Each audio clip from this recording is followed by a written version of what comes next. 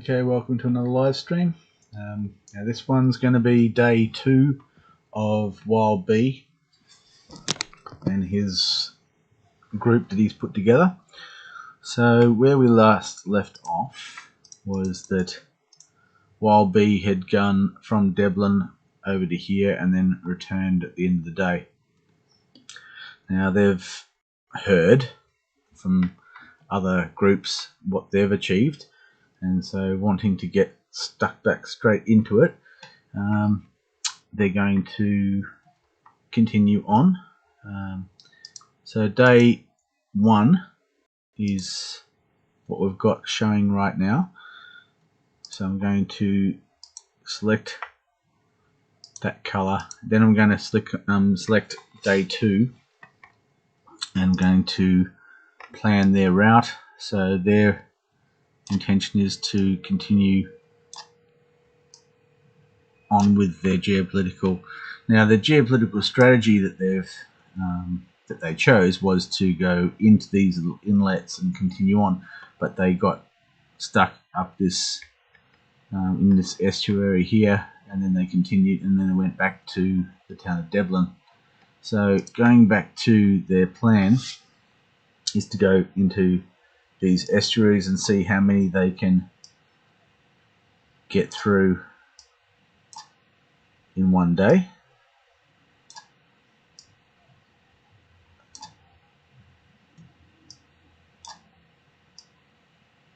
And continue onwards as such.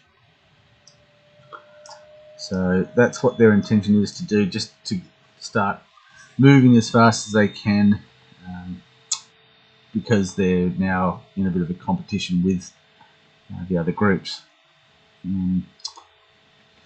So anyway, we're going to move on from there. So we're going to just deselect day 2, and then we're going to look at where they've got to. So first things first, I'm going to zoom in a little bit more. And so they're going to move from Devlin, from the port of Devlin, down around the coastline, past Jaslow, up into here, and Fog of War, and then erasing as we go. Now they can't quite get through here, it's a bit marshy. Going up to here, continuing. They've already covered this ground, but they're going to stay close to the coastline. Okay, and then they get up into here, do some more little penetrations into the coastal region.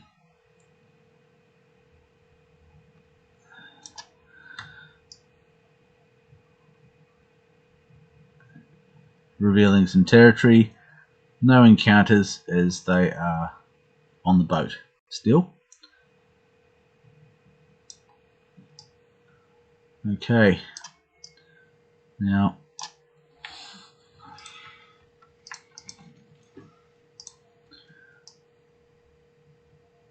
they penetrate into this little estuary here, and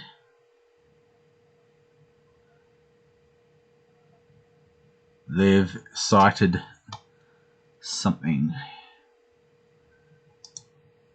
They've sighted a undead infested hamlet. Now, from historical records, word of mouth passed down through the ages, this is most likely the undead infested hamlet of Grybo. Now, zooming in again, so early in the day, they've just discovered this, and they're going to stay on the boat, but they are going to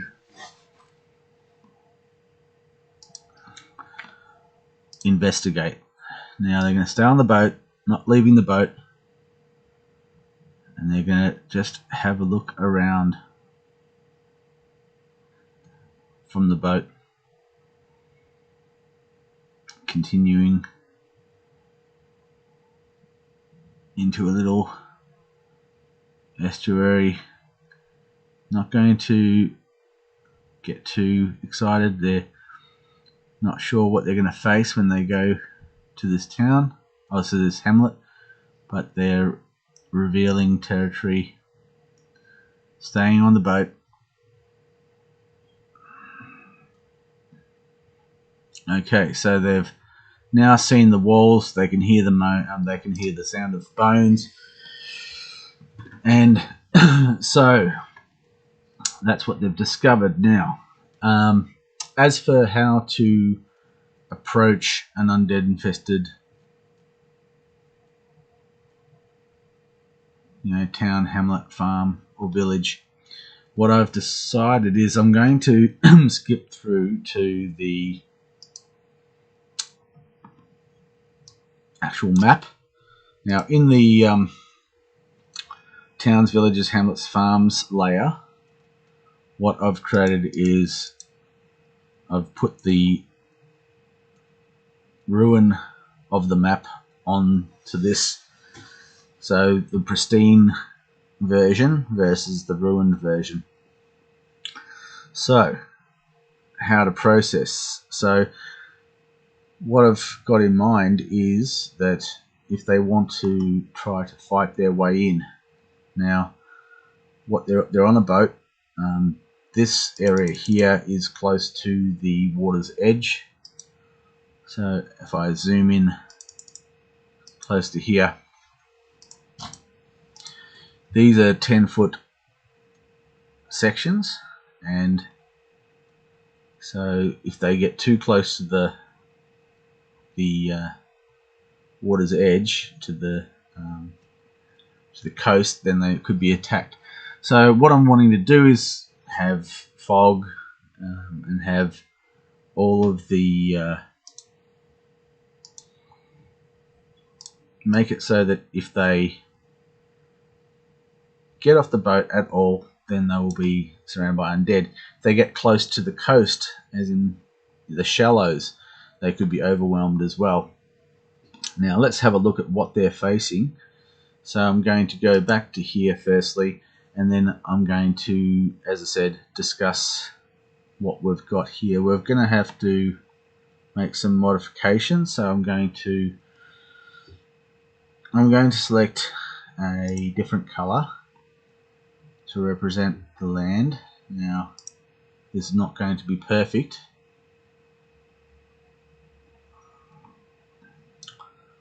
so I'm going to put in this layer here, for example, and such. Now that's going to be blue, and I'll go to the size options, and then I'll fill this in.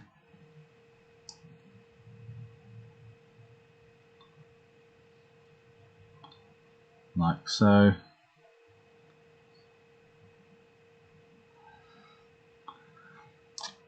Not really the ideal location to be doing the painting, but as discussed previously, for me to use Microsoft Excel and run this part of the geopolitical process, it's going to be a little bit difficult to do. Now I'm going to try something else, which is I'm going to create a new layer, and this is going to be called longboat. We'll see how quickly I can create a longboat. So first things first, we're going to look at all the different styles of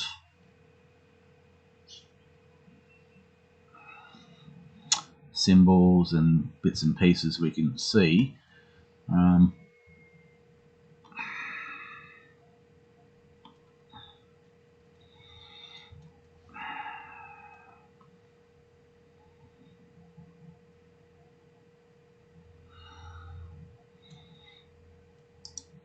Alright, we'll try that.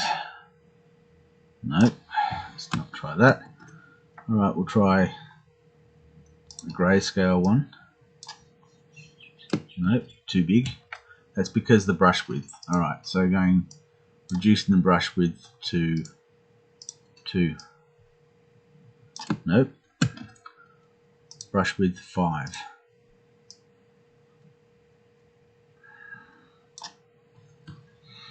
Now I'm going to copy that, paste that.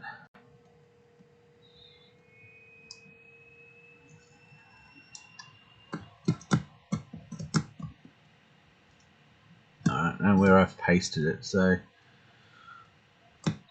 okay, so copy, paste.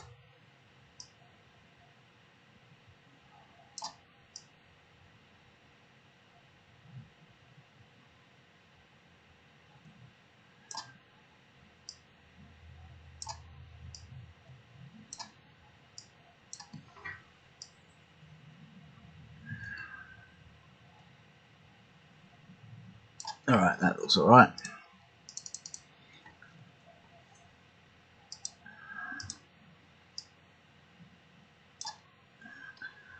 Now, going to put some lines in.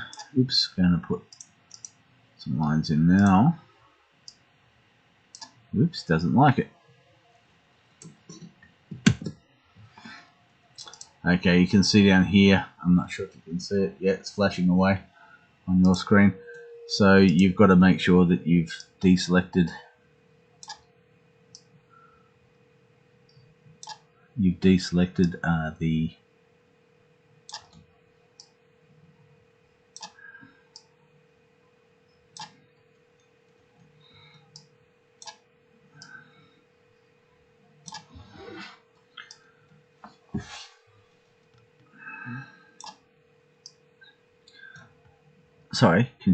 deselected the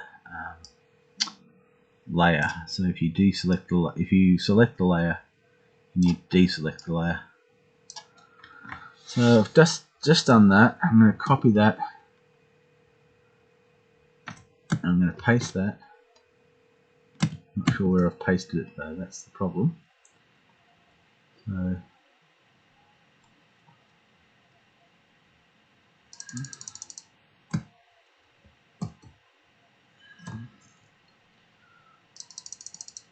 alright, so copying that,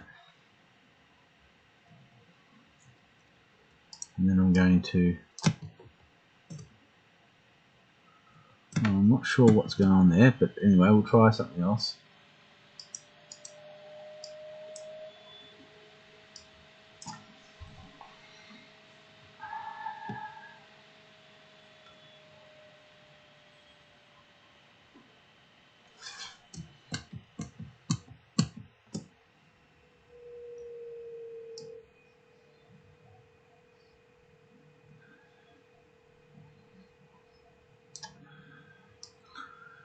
So I'm kind of trying to go for a longboat look.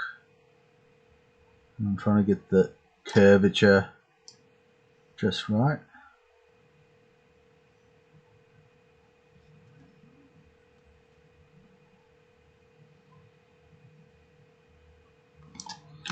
Maybe I should try and not be so, oops,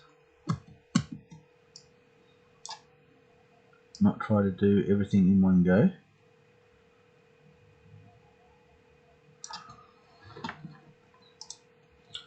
Alright, I'm going to delete that and delete that.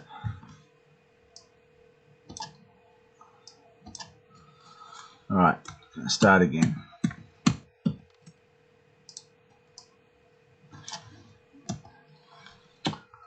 Alright, so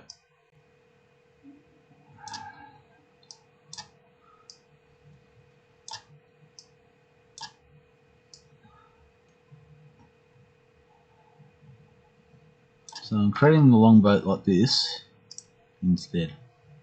So we'll see how we go.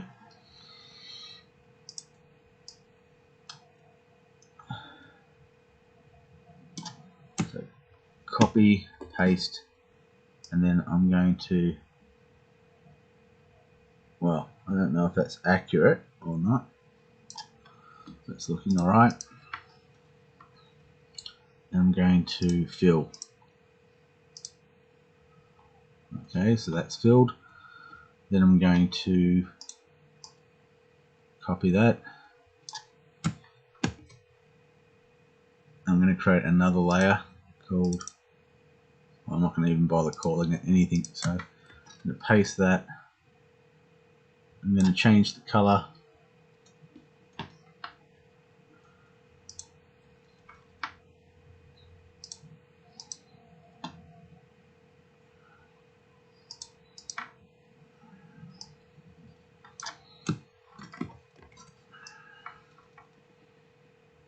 I'm going to put it over the top of the other one.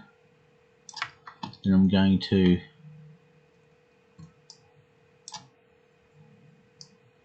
reduce the size of it,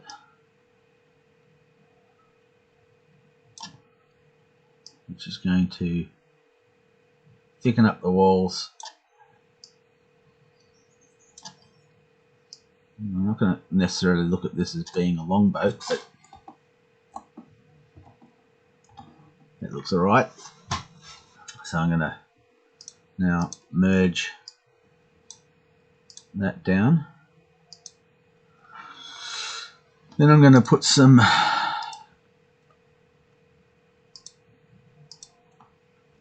squares in there.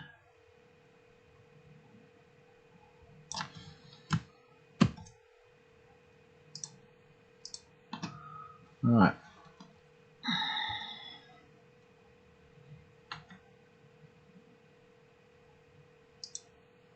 Rectangles.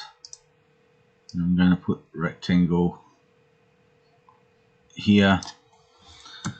Copy that, paste it.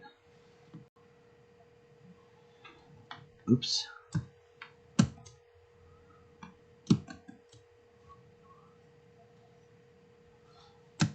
Alright, let's just do another layer just to be sure.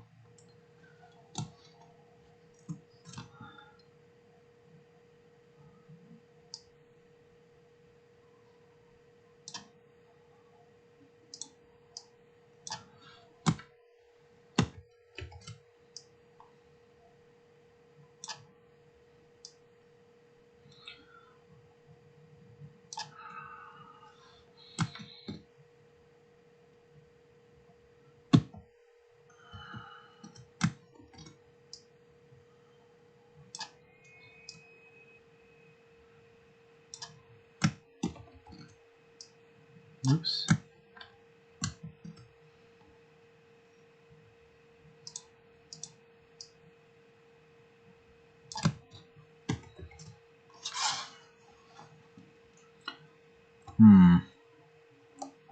Alright, sorry.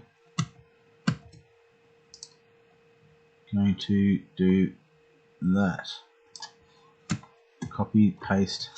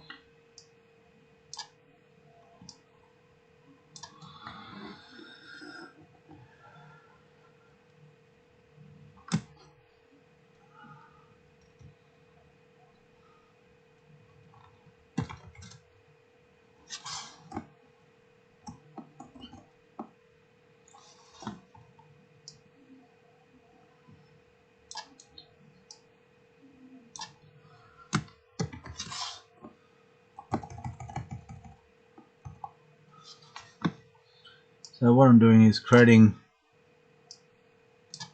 benches for rowing, etc., etc.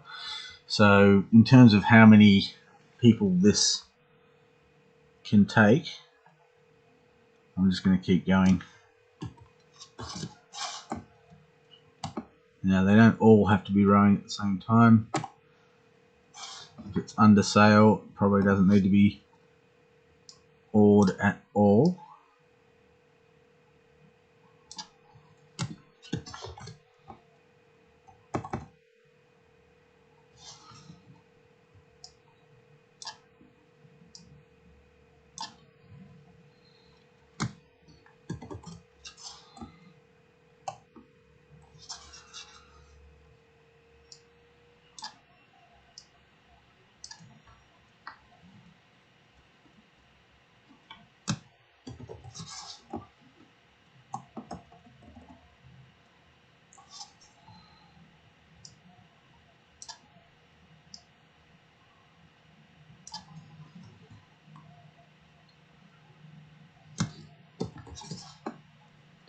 Okay, I think we're at the center of the boat now.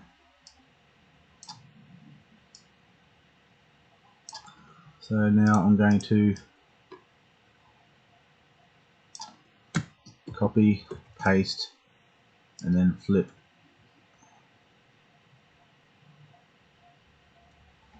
until it looks like it's right.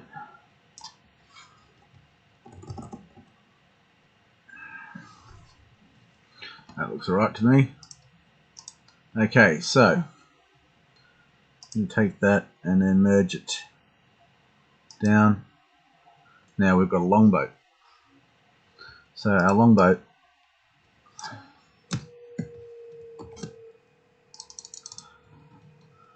can be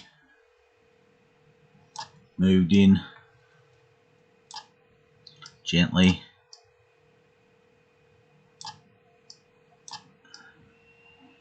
into this position here. Now, not the easiest move, but we'll give it a go. I'm going to save that because I'm kind of liking this longboat here, and it gives you a good scale and reference and things like this. So, alright, so first things first, how many undead are there here? So what we've got is, we have a separate, so we've got the encounters list here. I'm just going to close that down. The computer doesn't track it with me. And we're going to go Urban Undead and open up the Urban Undead.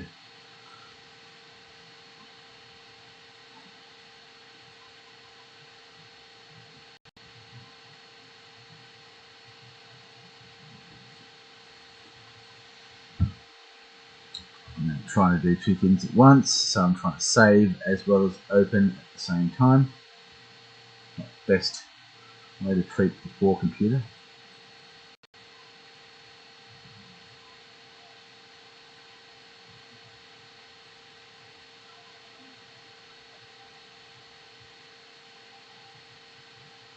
It'll get there.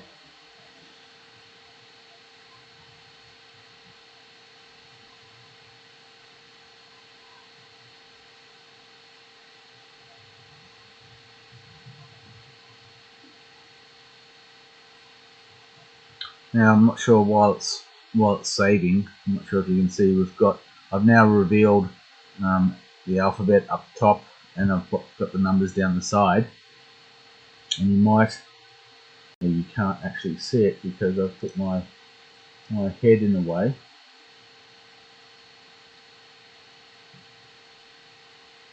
You can see it now, which is at the moment you can see Charlie 17. So Charlie 17. Just going to click on that. I'm going to F9 it, and I'm not sure if you can see, but it's actually showing.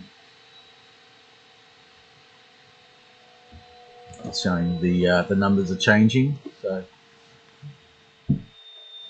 numbers and letters are changing. So when it comes to sourcing, I've decided that with the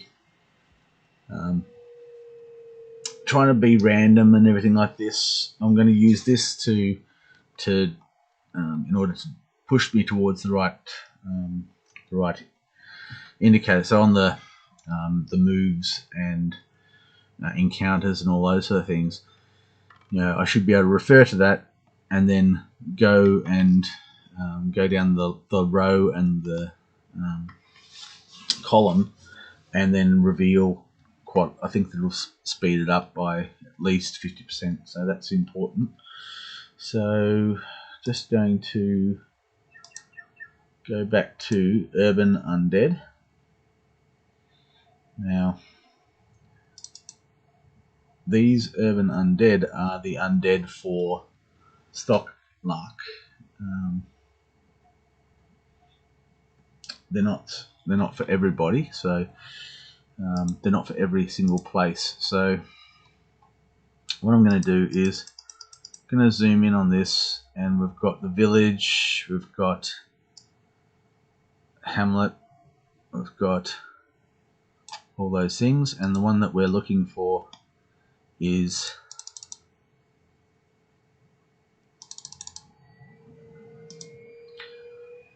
Grybo. So going back to here, we'll find Grybo. Okay, so that's Grybo there. And what I'm going to do is I'm going to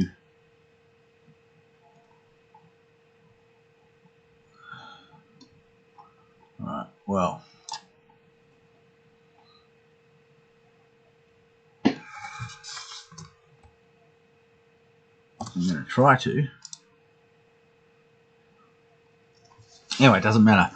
So they are going to try and assault the town. So first thing we're going to do is we're going to reveal the first encounter. So the first encounter is this one.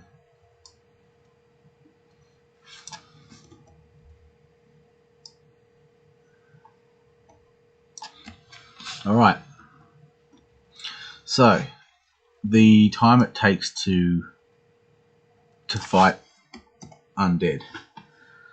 This is a big question mark. I'm going to firstly, before I go there, I'm going to copy that, and then I'm going to paste it into day 2 of the story for Wild Bee. Alright, so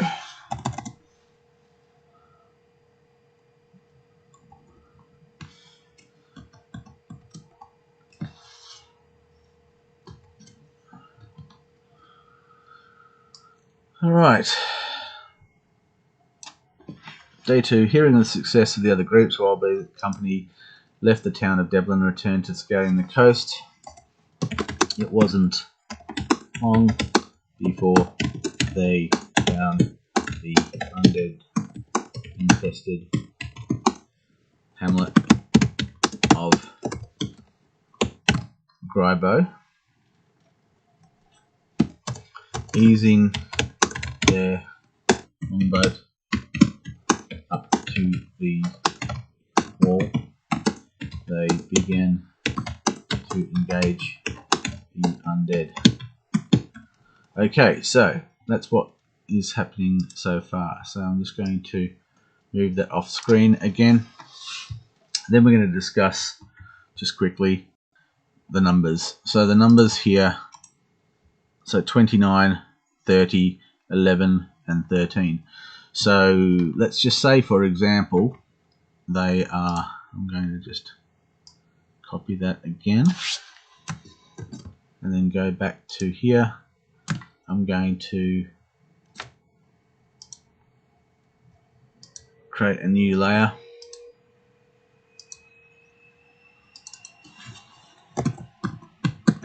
I'm going to call that assault. I'm going to then take that and I'm going to put the assault layer underneath the longboat layer. Well, it really doesn't matter too much.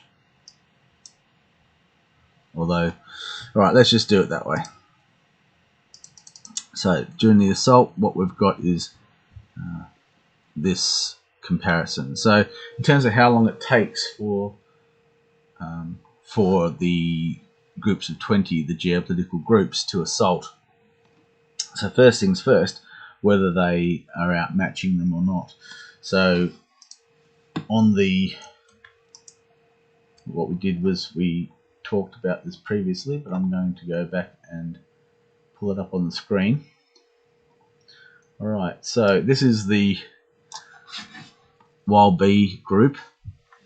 So there are 20 in the group, so their base attack is 20. And then, as you can see, with the modifiers that they have, the modifiers are adding up to 34. Okay, so base of 20, and then they've got +4 from this adventuring party, this one, and then +2 from this one. So it doesn't, it's not, yeah, so it's an easy way to work out whether there's a success or failure. So in terms of success, yes, just off the top of my head, I think that what we need to do is maybe look at retrieval. So when you are fighting against the skeletal remains of your ancestors, to look at the comparison and then work out how many you can retrieve. Now, smashing them down, it does buy you some time. They will reform and they'll become the skeletal remains again. If you smash them down and you manage to retrieve the skeletal remains, then you can retrieve them and you can take them to a crypt. And as long as you treat them with respect and they're buried with respect in a crypt, then they're most likely not going to be disturbed. And so it's not like the curse is broken for them, but it's at rest. So what I'm going to consider is that it's not an automatic success. So the number of it just came to me just now. So let's just say that 34 is the difference. So 34 is the difference. So to me, that means that you can smash them.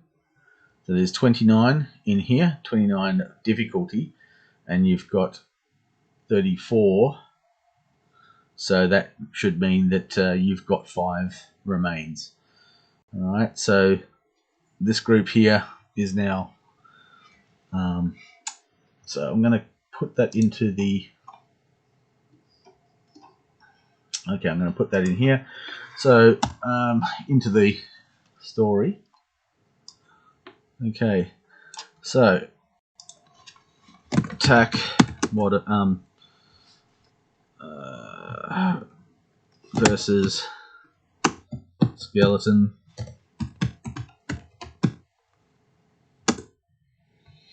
$34. Sorry, attack 34 versus. Alright, sorry.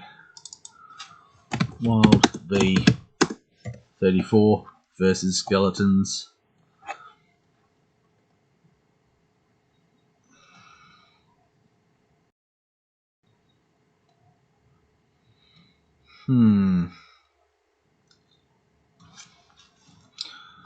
Right, just one moment. Caesar 2 Hamlet. Okay, that's correct. Caesar 2 Hamlet. But then the actual name says that it's a Chakrapot Hamlet. So that's not good. Alright, so it means that I need to possibly do some modifications. So look, I'm going to end this live stream shortly, but I'm going to just continue with, where are we? Alright, we're here. Going to continue with just this one encounter. I can muck around with that and come back to it later. Anyway, so Wild B verse of 34. versus skeletons of 29. Okay. Result is that effectively 29 skeletons destroyed, but not recovered. 5 skeletal remains recovered. Okay, so that's just, look, this is situational. So right now they're trying to fight their way into the into the gates. Okay, so the first thing is that they're going to be facing off against these over the moat. So in terms of retrieval, it's not necessarily possible to retrieve every single skeletal remain. So we're going to now go in and we're going to, alright, okay, so we're going to modify this card to reflect that. Okay, so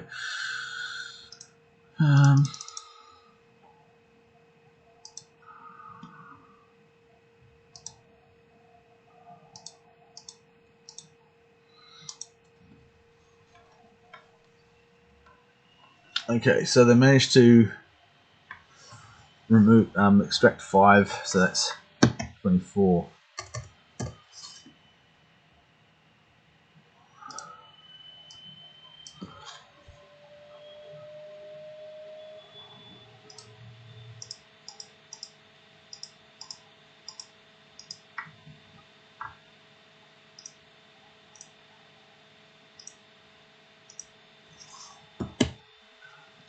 Right, so it's down to 24, but they've succeeded in taking these guys. Now, this one here is a 30 versus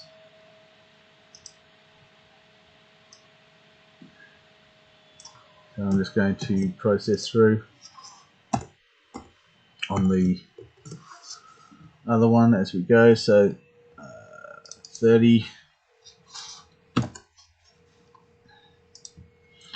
All right, so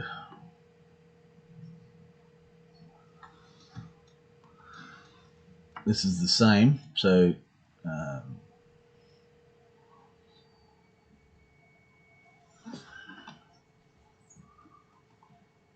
29 destroyed. So 30 destroyed, and 4 skeletal remains recovered. Then they keep going at it. Next one, there are 11. Oops. Okay, so 34 versus 11. 34 skeletons destroyed.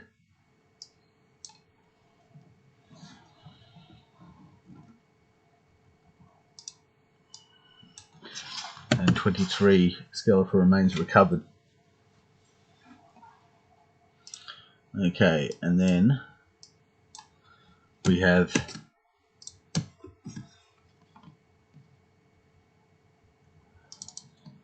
13.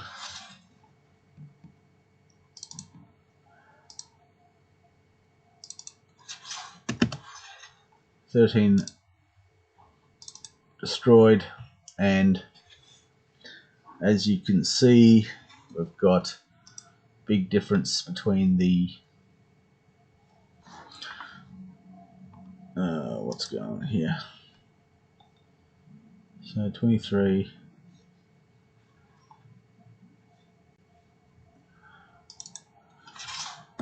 Alright, so my math needs to be considered, but I think that I'm correct in saying that's 21, so that's 5, 4, 23 and 21.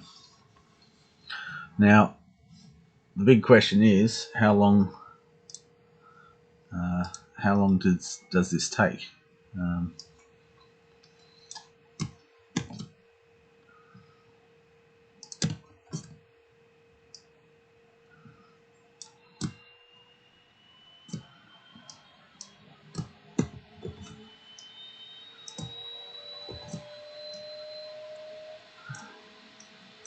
Alright, so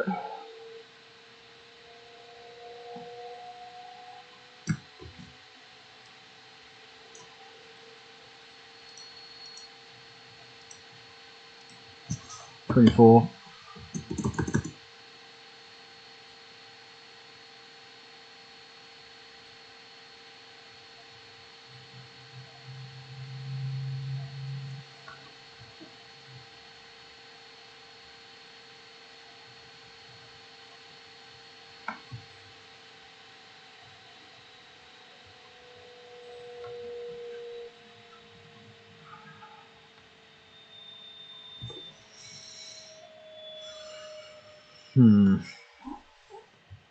Alright.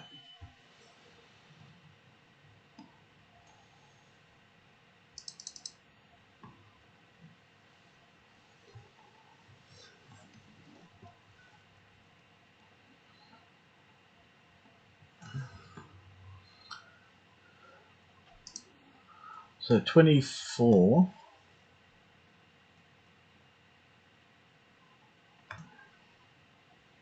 remaining.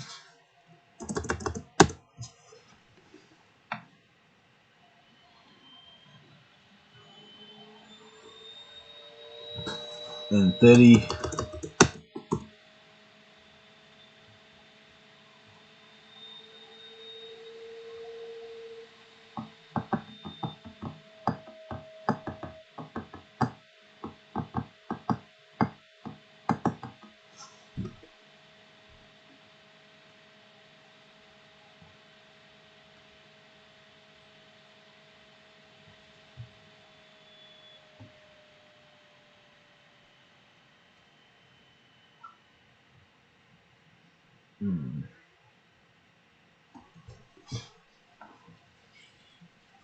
Alright, as you might have noticed, my math is crap. So, yeah. Alright, so we'll just try a bit harder. Okay, so in the first instance, we've got 29. So 34 versus 29. That gives us 5 difference. So 5 is how many? So it's 29 minus 5, so 24. Then we've got 30 versus 34, so that means that we've got 26 remaining.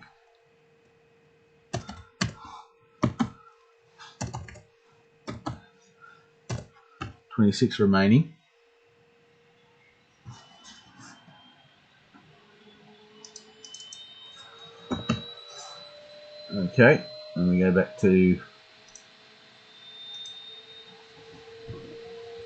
the next one, which is 11. So that's 34 versus 11, and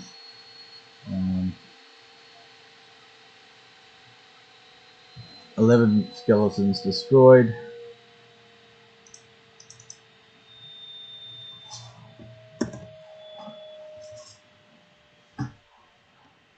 Okay, I'm going to change the way I write it. So success, that's a victory.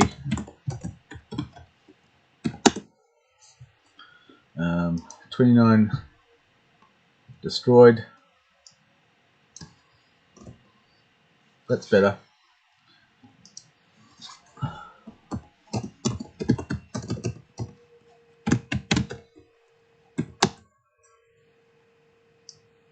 So forgetting about how many are discovered or how many are recovered and everything. So that's 30 destroyed, and then 4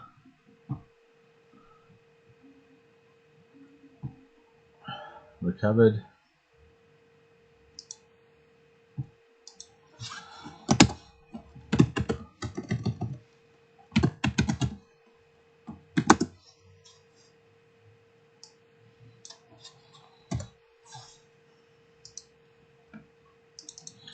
Okay, so 34 minus that, so that's, yeah, so 34 minus 11.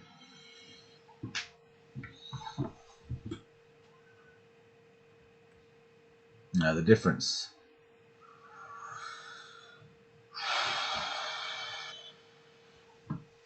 doesn't matter. 11 skeletons destroyed and 11 recovered.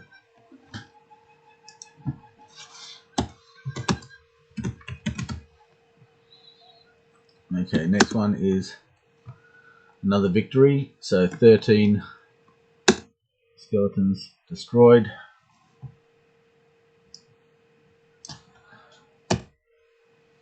Now,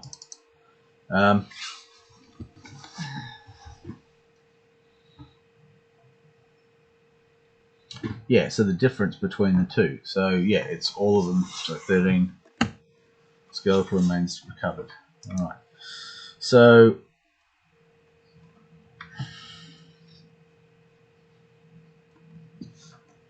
okay, 24.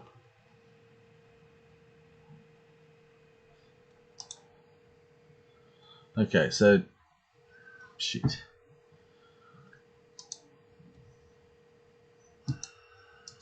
Okay, so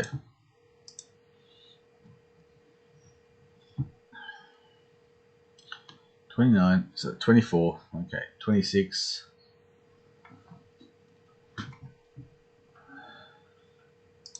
26, okay, so 26, then we've got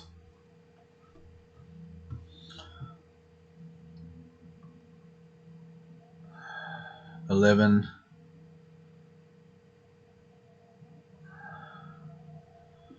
so yeah, there's none on that one. Okay, so anyway, so sorry about that. Refused to use a calculator and refusing to do all these things, and anyway, leaving it. So what we've got now is we've got this card here, and they are, well, they're going to, I'll just put, I may as well put them in the central keep for the moment. They're in the water. Their remains have just, just been smashed and not intact enough to pull onto the boat. Now, what we've got in the boat is we have 33 skeletal remains. This boat can take a lot more than that. It can just be filled to the rafters, as long as the skeletal remains are, like say, bagged, for example, so that they don't fall into the water and all those things, an intact skeleton, then they should be fine. So,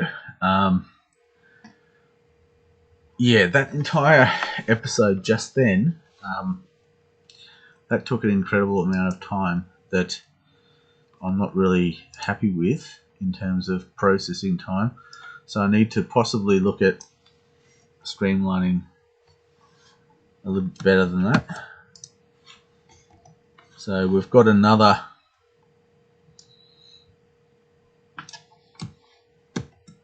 group of skeletons. Oops.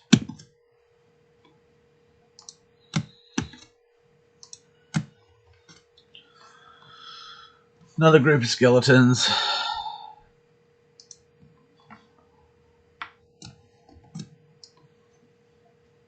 At this same location. So the way that I intend for this to play out is that you effectively have to, you've got a race between the undead that you haven't managed to recover and the ones that still are up on their feet, compared to how long it will take for them to reform. So it's just wave upon wave, but unless you manage to recover the skeletal remains, they will come back. So that's my intention of how to play that out. Look, I might leave it for the moment. I'm going to come back to it in a different live stream. I think that I'm going to have a bit of a think about how to streamline the process. Yeah, it's certainly not as straightforward as I was hoping, especially with my brain and such. So, I mean, if I'm having trouble, I mean, there's other people who don't have brilliant math, just the same as myself. So, And I mean, there's probably people just laughing their guts out, considering how easy it's just, adding and subtracting. It's not brain surgery. So anyway, I'll come back later.